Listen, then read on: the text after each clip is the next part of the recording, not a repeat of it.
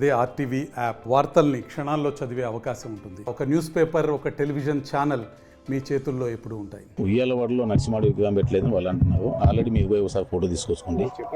లేదు అది చెప్తాండి. ఇప్పుడు మన ఉయ్యాలవాడ ఎయిర్పోర్ట్కి ఏం పెట్టినారు? పెట్టినాము ప్లస్ ఉంది. మీరు పోయి ఫొటోస్ తీసుకోండి. మీ ఊళ్ళో ఫొటోస్ తీసుకోండి ఒకసారి పోయి. ఆల్రెడీ విగ్రహాలు ఉన్నాయండి. మేము ఎవడైనా సరే ఇండియాలో ఆంధ్రప్రదేశ్ కాదు ఇండియాలో ఎవరు పెట్టినా సహకరించుతున్నా. మీకు తెలియదు ఇంకొకటి, ఫస్ట్ దాన్ని స్టార్ట్ చేసింది 20 years బ్యాక్ నుంచి దాన్ని నడిపేది నేనే. మీకు అందరికీ తెలుసు, నంద్యాలలో ప్రతి సంవత్సరం కూడా నేను వాళ్ళ వరదంతి జరిపేది నేను ఒకరిని. ఇంతవరకు ఆ చరిత్ర లేదు. ఒకటి అది మెయింటైన్ చేసింది, పైకి తీసుకొచ్చింది ఒకరిని. అది గుర్తుపెట్టుకోండి. వీళ్ళవాడ నరసింహారెడ్డిని లైమ్ లైట్ లో తీసుకొచ్చింది నేను. అదే చిరంజీవి సినిమా తీస్తే నా దగ్గరకు వచ్చినాడు. నా దగ్గరికి వచ్చి వాళ్ళు డైరెక్టర్ వచ్చినాడు, అన్న నేను చెప్పిన మీ సినిమా తీస్తే బాగుండదు, రాయలసీమలో బ్యాడ్ చేయకండి అంటే వాళ్ళు ఒకటే చెప్పినారు, అన్న మేము చేయము బాగా చేస్తామంటే రాయలసీమ వెడ్డీస్ అంతా తప్పుడు విధవులు ఇట్లా క్రియేట్ చేసినారు కదా సినిమాలు, అట్లా చేస్తే మేము ఒప్పుకోము అంటే వాళ్ళు వచ్చి మా దగ్గరికి వచ్చి సినిమా ఈ విధంగా తీస్తామన్నా ఈ విధంగా తీస్తాము ముందుగా చెప్పడం జరిగింది. నేను చేసి ఇక్కడ అమ్మడం కాదు, నేను చేసిన రీసెర్చ్ బేస్. మా రీసెర్చ్ని మేము కంపెనీస్తో టైప్ పెట్టుకుంటాను తప్ప నేను ఒక కేజీ కూడా అమ్మాను. మేము చేసే మల్టీనేషనల్ కంపెనీస్, ఆ మల్టీనేషనల్ కంపెనీస్ ఎట్లా స్టాండర్డ్స్ ఉంటాయో ఒకసారి మా ల్యాబ్స్కి వచ్చి టెస్ట్ చేసి తగ్గుతుంది. వీళ్ళకేం తెలుసు, వామె ఎక్కడో హైదరాబాద్లో ఉంటుంది, వామె వ్యవసాయం తెలుసు, మీకు వ్యవసాయం తెలిస్తే మాట్లాడదు. ఇంకొకటి ఈ అగ్రికల్చర్ అంటున్నారు. తెలుగుదేశం గవర్నమెంట్లో మన ఎప్పుడైతే మన రాష్ట్రం విడిపోయిందో అప్పుడు సెంట్రల్ గవర్నమెంట్ మాకు సెంట్రల్ అగ్రికల్చర్ యూనివర్సిటీ ఇస్తామనేది ప్రామిస్ చేసింది. అది మనం సెంట్రల్ అగ్రికల్చర్ యూనివర్సిటీ పెట్టాలని ప్రయత్నం చేయడం జరిగింది. నేను ఎంపీ అయినాక ఏం చేసినా మళ్ళీ దాన్ని జీవోని చూస్తే మాకు అవసరం లేదు, డబ్బు తీసుకునే చంద్రబాబు నాయుడు తెలుసు మీకు. మేము ఇప్పుడు తంగడంచి ఫామ్ దాదాపు 1500 ఎకరాలు ఉంది. 1500 ఎకరాలు చీప్గా తక్కువ ప్రైవేట్ కంపెనీస్కి ఇచ్చినాడు. ఇప్పుడు ఓన్లీ 600 acres మిగిలింది. అది అవసరమా గవర్నమెంట్ ల్యాండ్ ఇవ్వడానికి? వాళ్ళు ఏమైనా చేస్తున్నారు, వాళ్ళు ఇచ్చినందుకు ఏమైనా ఉపయోగం ఉందా, ఎంప్లాయ్మెంట్ వచ్చిందా? అదే ఆయన నంద్యాల గురించి ప్రామిస్ చేసిపోయాడు చంద్రబాబు గారు, నేను అగ్రికల్చర్ యూనివర్సిటీ తెస్తా అని. ఏం చేసినాడు? నెంబర్ 2 సీడబ్ అన్నాడు. ఏంది సీడబ్? మీరు గమనించండి. సీడబ్ తెలుసా? సీడబ్ 500 కోట్లు నాశనం చేసిన దాన్ని ఒకటి కూడా చేయలే. వాళ్ళు మాట్లాడుతున్నారు సీడ్ అంటే, వాళ్ళకి ఏం తెలుసు? వాళ్ళకు ఆమె మేడం ఎప్పుడన్నా కనీసం డాక్టర్ నందికొట్టు తాలూకాలో కనీసం ఒకరికన్నా సర్వీస్ చేసిందా? అడగండి. నేను ఒక రైతు కుటుంబం నుంచి రైతు సైంటిస్ట్గా, అగ్రికల్చర్ సైంటిస్ట్గా నేను ఎంత సేవ్ చేసినా అందరిని అడగని చెప్తాను. ఇప్పుడు కాదు, నేను బిజినెస్లో నుంచి కాదు, నేను ఒకసారి ఒక పాలిటిక్స్ కాదు, అంతకుముందు 20 years 30 years నుంచి కూడా మా ఫ్యామిలీ 10 మంది హెల్ప్ చేసే ఫ్యామిలీ. ఆయన ఏదో అన్నాడు ఇక్కడికి వచ్చి మీటింగ్లో, వాళ్ళు బుడ్డా ఎంగళరెడ్డి నరసింహారెడ్డి మంచివాళ్ళే కానీ వాళ్ళ కుటుంబీకులు డబ్బు తీసుకోవడం తప్పని. మీరు ఒకసారి ఎంక్వైరీ చేయండి. ప్రమాదం ఏంటి, ప్రమాదం ఏం చేసినాడు, ఒక 20 years బ్యాక్ ఎంతమంది నీళ్ళు ఇచ్చినాడు, వాళ్ళ విలేజ్ డెవలప్మెంట్ ఏం చేసిన. బయోవెడ్ అంటే వాళ్ళు కాదు, బయోవెడ్ అంటే సిద్ధార్థ రెడ్డి, వాళ్ళది ఎప్పుడు పోయింది, అవుట్డేటెడ్ వాళ్ళు. మీకు తెలుసు. ఇప్పుడు ఇంతవరకు కూడా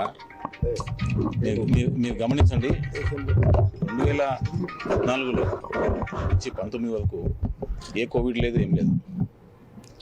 కానీ 2019 నుంచి 2 సంవత్సరాలు మనకు కోవిడ్ వచ్చింది. అయినా కానీ ఏదైతే మేనిఫెస్టో మనకు చెప్పినాడో 98% సాధించిన, అమలు చేసిన ఏకైక వ్యక్తి మన సీఎం ఇండియాలోనే. అది మీకు అందరికీ తెలుసు. But 2.8 crores lakhs crores distribution జరిగింది. బట్ అదే తెలుగుదేశం గవర్నమెంట్ ఏమైంది?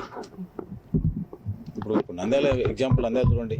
నంద్యాల డిస్ట్రిబ్యూషన్ ఇక్కడ government hospital plus medical college, super speciality హాస్పిటల్లో ఎన్నో అభివృద్ధి.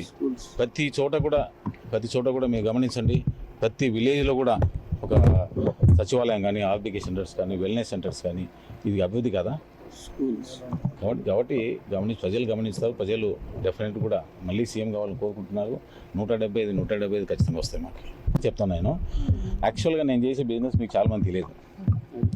నేను దాదాపు 40 years నుంచి ఇండస్ట్రీలో ఉన్నాను. అదే వాళ్ళని అడుగుతున్న క్వశ్చన్, కనీసం 1 kg అని నేను అమ్మడం కానీ, నా వల్ల చెడిపోయిన రైతు కానీ చూపిస్తే నేను ఈరోజే రిజైన్ చేస్తాను. వాళ్ళు ఛాలెంజా? ఎక్కడైనా మా అభివృద్ధి లేదంటున్నారు, రండి పోదాం, మీ నందికోటకి పోదాం, లేకుంటే ఎక్కడైనా ఏ కాన్స్టిట్యూన్సీ రండి, ఏదో పబ్లిక్లో అవైలబుల్ లేదంటున్నాను. నేను ఆల్వేస్ 24 hours అవైలబుల్ ఉండా. నెంబర్ 2, దాదాపు నేను ఒక 5 years నుంచి బిజినెస్ దూరంగా ఉన్నా. ఎందుకంటే నేను ఒక పాలిటిక్స్లో ఉన్నా కాబట్టి బిజినెస్ కంటే మా అబ్బాయి చూసుకున్నాడు. అంతకుముందు లక్షల మంది మా సీడ్ అనేది ఒక multinational research base, not sales ఏమేమి, ఒక రీసెర్చ్లో మాకు ఏదైతే హైబ్రిడ్స్ ఉన్నాయో హైబ్రిడ్స్ కంపెనీస్ సేల్ చేసుకుని మేము చేసే మల్టీనేషనల్ కంపెనీస్ చేసేది. మల్టీనేషనల్ స్టాండర్డ్స్ వాళ్ళకి తెలియదు. ఆయనకు అర్థం కావడం లేదు సీడ్ అంటే. ఆమె డాక్టర్, ఆమెను అడగండి, ఎక్కడికైనా సేవ చేసింది అడగండి. ఒక నంద్యాల కాన్స్టిట్యూన్సీ కాదు, నందికోట కాన్స్టిట్యూన్సీ ఎక్కడైనా సేవ చేసింది అడగండి ఆమెను. నేను ఎక్కడ సేవ చేసినా ఇప్పుడు కాదు, పాలిటిక్స్ కన్నా ముందు నుంచి 20 years నుంచి కూడా నేను చేసుకుంటూ వస్తాను ప్రజలకు. నేనంటే అందరికీ తెలుసు, అంటే కొత్తగా చెప్పాల్సిన పని లేదు. నాకు 7 నియోజకవర్గంలో నేనంటే తెలుసు, వాళ్ళకేమన్నా తెలియదేమో తెలియదు నాకు అది. కాబట్టి దయచేసి ఒక పర్సనల్గా విమర్శించకండి, తప్పుడు ప్రచారం చేయకండి. ఏదైనా సరే మీకు ఏదో ఆన్సర్ చెప్పడానికైనా సిద్ధంగా ఉన్నాం. మీకు కొన్ని విలేజెస్ ఉన్నాయి, వాళ్ళ కనీసము చదువుకోవడానికి కూడా రోడ్డు ఫెసిలిటీ లేదు. వాళ్ళు ఆ బ్రిడ్జి ఒకటి వంక ఉంది, ఆ వంకలో కనీసం 7-8 మంది చనిపోయినారు. కనీసం ఆ విలేజ్కి, ఆ పాంపల్లి అనే విలేజ్కి కనీసం తెలుగుదేశం గవర్నమెంట్ ఉన్నప్పుడు చేయాలి. దాదాపు 15 సంవత్సరాలు 14 సంవత్సరాలు సీఎం, 30 సంవత్సరాలు ఎక్స్పీరియన్స్ అంటున్నారు. బట్ ఒక మండల్ హెడ్ క్వార్టర్స్లో కనీసం వాళ్ళకు మినిమం ఫెసిలిటీ కూడా లేకుండా వాళ్ళు ఎంతమంది చనిపోతే కూడా వాళ్ళు పట్టించుకోవాలి.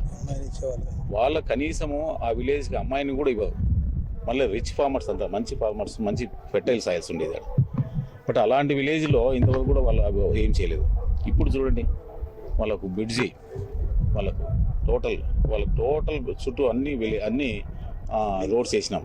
ఒక దాదాపు 5 కోట్లు పెట్టి బ్రిడ్జి కూడా కట్టడం జరిగింది. అలానే ఒక గోవిందపల్లి విలేజ్ ఉంది, ఆ విలేజ్ ఆడ కనీసం వాళ్ళ తాగని నీళ్ళు లేవు వాళ్ళకు, కానీ రోడ్డు లేదు. అలాంటి విలేజెస్ మేము డెవలప్ చేసినాం. నమస్తే అండి. ఇది వ్యాపారం గురించి కాదు, ఓటు గురించి. ఎన్నికల్లో ఓటు వేయడం మన హక్కు మాత్రమే కాదు, కర్తవ్యం. ఎంతో మంది మహా నేతలు శ్రమించి ప్రాణత్యాగం చేసి ఈ అవకాశాన్ని మనకిప్పించారు. అందరూ ఓటు వేద్దాం, ఎందుకంటే ఓటు హక్కు ఊరికే రాదు. నా ఓటు ఎవరికో తెలుసా? అది సీక్రెట్ అండి.